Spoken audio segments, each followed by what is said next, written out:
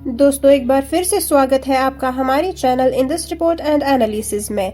आइए आज बात करते हैं कैसे पेंटागन ने कोल्ड वॉर के दौरान रशिया का बेस्ट फाइटर जेट चुरा लिया। कोल्ड वॉर के दौरान अमेरिका और सोवियत यूनियन सिर्फ प्रॉक्सी वॉर्स ही नहीं बल्कि मिलिट्री टेक्नोलॉजी को लेकर एक जबरदस्त रेस भी चल रही थी। दोनों सुपर पावर्स एक दूसरे की डिफेंस टेक्नोलॉजी को समझने और उसे बेहतर बनाने की कोशिश कर रही थी। इसी बीच एक ऐसी कहानी सामने आई जो किसी स्पाई थ्रिलर से कम नहीं थी, जब पेंटागन ने रशिया का बेस्ट फाइटर जेट चुरा लिया। दोस्तों 1953 में यूएस मिलिट्री ने ऑपरेशन मूला लॉन्च किया। इस ऑपरेशन का मकसद एक सोवियत फाइटर जेट MiG-15 को हासिल करना था ताकि उसकी टेक्नोलॉजी को स्टडी किया जा सके। इसके लिए अमेरिका ने सोवियत पायलट्स को $1 लाख का इनाम और असाइलम ऑफर किया। बस कंडीशन ये थी कि कोई भी पायलट अपने MiG-15 के साथ डिफेक्शन करे और अमेरिकन बेस पर लैंड करे। पहले तो कोई सोवियत या नॉर्थ कोरियन पायलट इंटरेस्टेड नहीं दिखा, लेकिन कुछ महीने बाद एक ऐसी चीज हुई जो पेंटागन के लिए एक बड़ी जीत साबित हुई।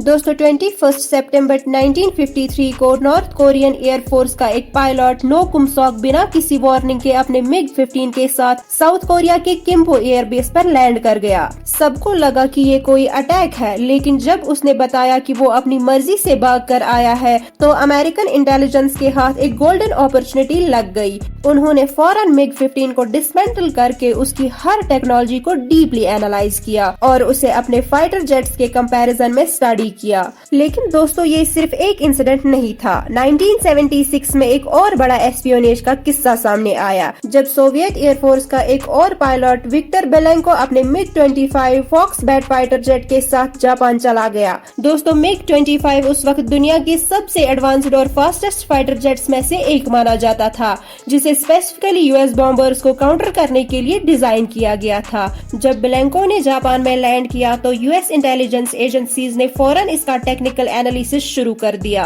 पहले लोग सोचते थे कि MiG-25 एक फ्यूचरिस्टिक और अनबीटेबल जेट है, लेकिन जब पेंटागन ने इसे डिसमेंटल किया तो उन्हें समझ आया कि सोवियत इंजीनियर्स ने स्पीड और ऑल्टीट्यूड बढ़ाने के लिए काफी आउटडेटेड टेक्नोलॉजी का यूज किया था। दोस्तों ये इंसिडेंट्स दिखाते हैं कि कोल्ड वॉर सिर्फ एक मिलिट्री या पॉलिटिकल बैटल नहीं थी, बल्कि एक इंटेलिजेंस और स्ट्रेटेजिक वॉरफेयर भी थी। दोनों तरफ से स्पाइस, डिटेक्टर्स और सीक्रेट मिशंस का एक ऐसा चेन बना जो एक दूसरे की मिलिट्री एडवांसमेंट्स को डिकोड करने में लगा था।